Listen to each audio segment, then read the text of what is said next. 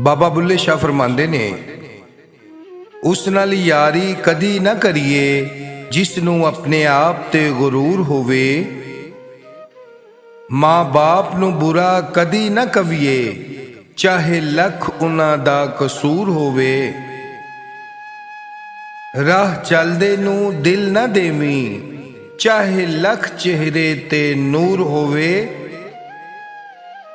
ਬੁੱਲੇ ਸ਼ਾਹ, ਦੋਸਤੀ ਸਿਰਫ ਉੱਥੇ ਕਰੀਏ ਜਿੱਥੇ ਦੋਸਤੀ ਨਿਭਾਉਣ ਦਾ ਦਸਤੂਰ ਹੋਵੇ।